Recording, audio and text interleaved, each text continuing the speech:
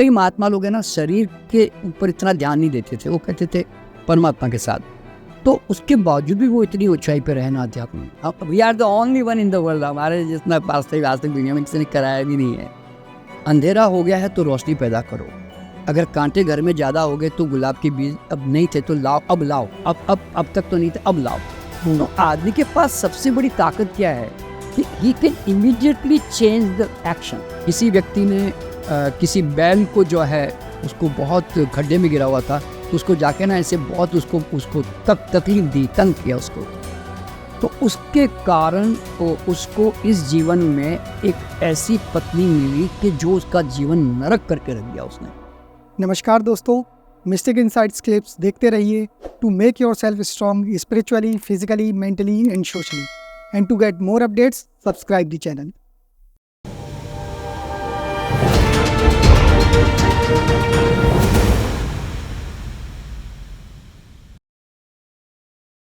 आपने जैसे अभी पूर्व जन्म की बात कही, तो ये पूर्व जन्म क्या है, ये कौन सी प्रोसेस है, इससे मतलब क्या मिलता क्या है लोगों को पूर्व जन्म में जाने से और इन चीज़ों से?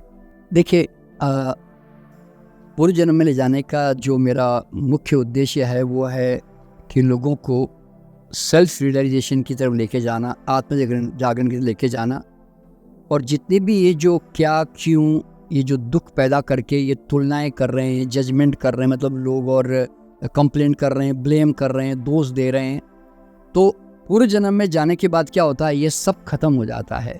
क्योंकि पूर्व जन्म में जाना यानी कि जीवन को एक सैटेलाइट की तरह देख के आ जाना।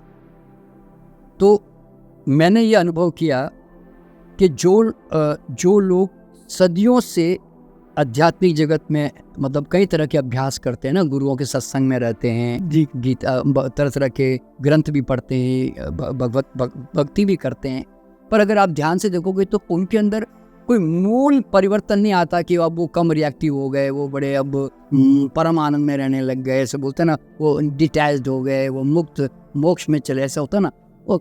वो खाली एक संतुष्टि है कि भाई मैं आध्यात्मिक हूँ, तो उनके अंदर एक बेसिक परिवर्तन नहीं आता। मैंने देखा एक मान्यता मात्र होती है, तो क्योंकि वो दूसरों का उद्धार का ज्ञान है इसलिए वो मुक्त नहीं होते।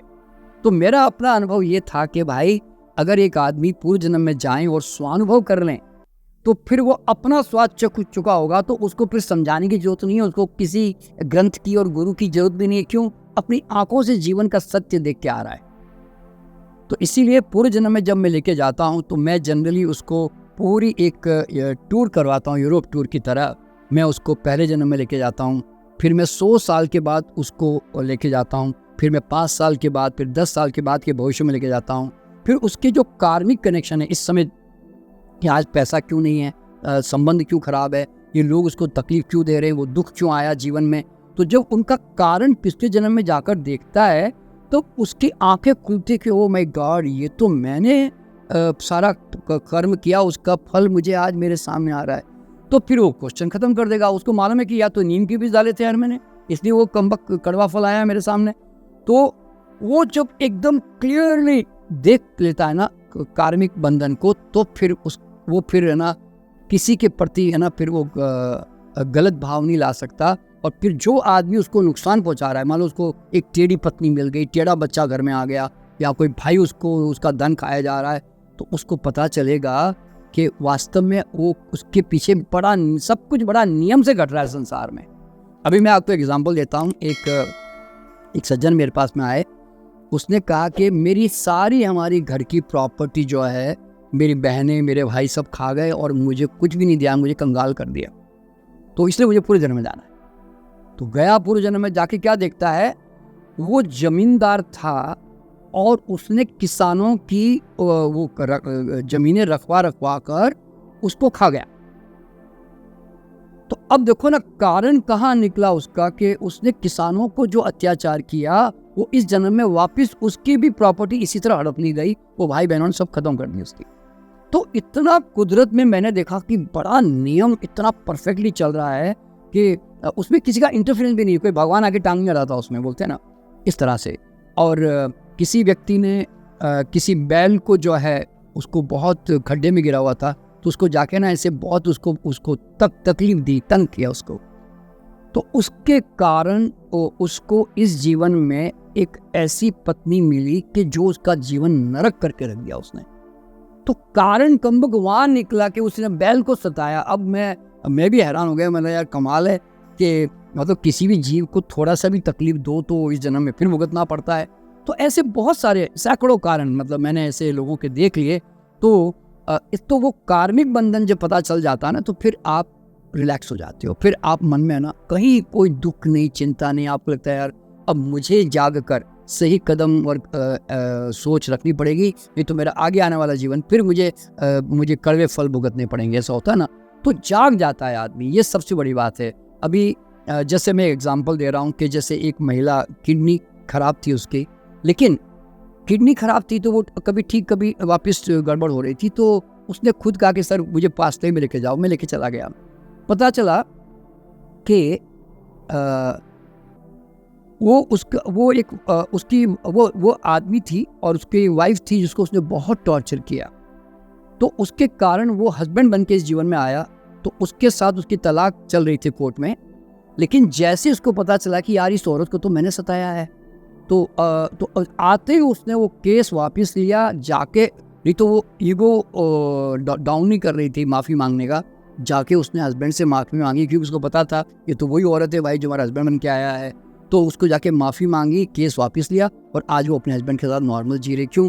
अंदर से पता है कि यार अब जिसको तकलीफ दी तो अब इसको मैं प्यार करूँ। तो अब उसका ट्रांसफॉर्मेशन हो गया। समझे ना? अच्छा, इसी तरह किसी महिला का मैंने देखा कि बच्चे नहीं हो रहे थे उसके। फरीदाबाद का केस था। तो 12 साल हो गए। पता चला कि वो है ना चिड़ियों के घोंसले उजाड़ देती थी पिछले जन्म में। तो अब चिड़ियों की हाय बोलते हैं ना वो भी लगती है। ये मुझे पहली बार पता चला कि जानवरों की हाय भी कितनी अजीब लगती है। तो बाद में जाकर उसका निराकरण ये किया कि अब वो चिड़ियों पक्षियों को दाना डालेगी और पक्षियों की केयर करेगी तो उसके घर में बच्चा होगा। ये उसका उसमें से समाधान मिला। तो उसने वाकई में उसका, ये 2012 की बात थी, 2014 में फिर उसके घर में संतान आ गई। तो आप जरा सोचो कि कार्मिक इश्यू पहचानते ही आप उसकी रेमेडी ऑपोजिट करके आप उसकी रेमेडी कर लेते हो तो देन यू आर आउट। तो मतलब कुदरत में एक ही बात है ना भाई, आपको नीम के बीज पड़े तो आप अब गुलाब के बीज लाओ और डालो अब यूं। तो ये पूर्व जन्म में जाने से पता चलता है। इसलिए मैं लोगों को पूर्व जन्म में जाता हूँ। और फिर सबसे बड़ी बात क्या है मालूम है विशाल जी, आदमी इतना जात पात को लेकर उलझ गया है कि मैं हिंदू, मैं जाट, मैं फलाना, मैं मतलब मुसलमान, मैं क्रिश्चियन। अरे अच्छा, सामान्य आदमी तो उलझा तो कोई बात नहीं है। मुझे तो हैरानी तब होती है जब कोई आध्यात्मिक जगत में जाकर कोई गुरु अगर यूँ कहे मैं हिंदू गुरु, मैं मुसलमान का गुरु, मैं क्रिश्चियन गुरु, यानी कि मैं पादरी हूँ तो मैं क्रिश्चियन वाला हूँ जी। तो अगर तुम आध्यात्मिक होकर भी अभी भी तुम जात पात के रंग से बाहर नहीं निकले तो तुम कैसे आध्यात्मिक हो भाई? ये तो मुझे आज तक समझ में नहीं आया। लेकिन पूरे जन्म में जाकर उस आदमी को पता चलता है कि हम स्वयं कई जन्मों में मुसलमान, कभी फ्रांसीस, कभी चाइनीज, कभी अफ्रीकन, कभी और कोई जात में, कभी नीच, जो भी। तो आपका जो जात पात का जो लगाव है ना वो समाप्त हो जाता है और आप है ना उससे मुक्त हो जाते हो। फिर आपको लगता है कि यार हम तो उस आम की तरह है, एप्पल की तरह है जो किसी भी पेड़ से निकले, कहलाई तो सेब ही कहलाएगी। जैसे कहते हैं ना, या आम ही कहलाएगा। तो हमारे कोई आम की कोई जात नहीं होती कि ये चंदूलाल का आम, ये रामलाल का आम, ऐसे बोलते हैं। तो वो फिर कलरिंग नहीं लगेगी। तो ये सारी कलरिंग वहाँ से उतर जाती है। और फिर पूर्व जन्म में जाने से ये सबसे बड़ी बात पता चलती है कि आज मेरे आसपास जो कुछ अच्छा बुरा सुख दुख जो घट रहा है, अच्छे लोग बुरे लोग, अच्छी परिस्थितियाँ बुरी परिस्थितियाँ, उसके पीछे मैं उसका चुंबक हूँ। क्योंकि जब तक आप किसी चीज़ के चुंबक नहीं होते ना, आपके आसपास कोई चीज़ फटक नहीं सकती। यानी कि कोई लाभ देने आ रहा है, कोई आपकी मदद कर रहा है, कोई आपका नुकसान कर रहा है, तो बड़ा नियम से हो रहा है भाई सब कुछ। ये मैंने अनुभव किया है। तो इसीलिए पूर्व जन्म में जाने का मतलब है आंख खोलकर जीवन का सत्य पहचान लेना, बस। तो यहाँ पे ये लोगों को फायदा मिल सकता है कि अपना देख सकते हैं कि आज जो प्रारब्ध है वो किस वजह से, और उसको काटा कैसे जाए। हाँ, तो क्या हर चीज को काटा जा सकता है? ऐसे कुछ होते क्या? देखिए, दुनिया में एक नियम है, अंधेरा हो गया है तो रोशनी पैदा करो।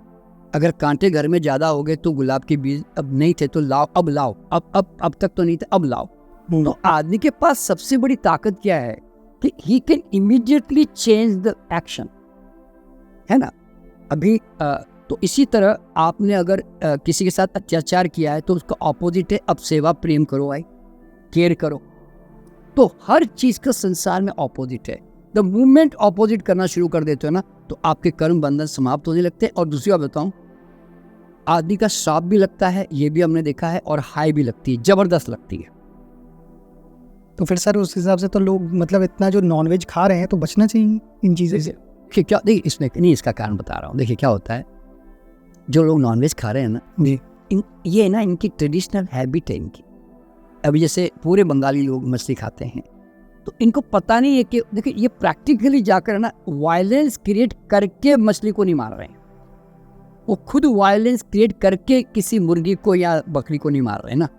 तो इसलिए वो भाव उनके अंदर नहीं आ रहा। उनके अंदर क्या आ रहा है, ये तो मेरा खाना है, मुझे तो ऑमलेट खानी है, सुबह नाश्ता तो करना ही है मुझे, ऑमलेट, मुझे चिकन तो खाना ही है। तो वो उनके ट्रेडिशनल हैबिट्स हैं, जैसे सारे क्रिश्चियन लोगों की ट्रेडिशनल हैबिट्स है। तो उनको उनका ओरिजिनल संस्कार जो है ना वो वायलेंस का नहीं है, इसलिए उनको वो नुकसान नहीं पहुंचता कि नॉनवेज खाएगा तो तुझे पाप लगेगा, ऐसा बोलता है। देखिए वो हैबिट है, जिस दिन जाग जाएगा ना उस दिन वो उसको छोड़ देगा अपने आप में कि भाई मैं प्राणियों की हत्या कर रहा हूँ। देखिए, और लोग जागते ना, आज पूरे संसार में वीगन की तरफ कितना भाग रहे हैं लोग। तो इसका कारण क्या है, क्योंकि वो समझ में आ गया कि दूध बड़ा अत्याचार करके निकाला जा रहा है, जानवर को मारा जा रहा है इस तरह से। देखिए रामकृष्ण परमहंस बंगाली थे, इसलिए मछली खाने के शौकीन भी थे, उसके बावजूद भी वो आध्यात्मिक ऊंचाइयों पर थे। क्यों थे? क्योंकि वो उनके लिए खाना तो एक जैसे बोलता है ना, मैं चावल दाल वाला हूँ कि मैं रोटी सब्जी वाला हूँ कि मैं मछली वाला हूँ, मुझे जो मिल गया मैं खा लेता हूँ, जो बोलता है ना। तो कई महात्मा लोग हैं ना, शरीर के ऊपर इतना ध्यान नहीं देते थे, वो कहते थे परमात्मा के साथ। तो उसके बावजूद भी वो इतनी ऊंचाई पर रहे ना अध्यात्म में, इस तरह से। और तो यहाँ पे सवाल पैदा क्या होता है कि नॉनवेज एक सिर्फ हैबिट मात्र है, ट्रेडिशन है बस। उसका पाप पुण्य से तो लेन देन समाज करता है, लेकिन पाप पुण्य तब होगा जब आप मारोगे जानवर को और आप उसको काटोगे, तो उसके प्रभाव तुम्हारे पर आएंगे।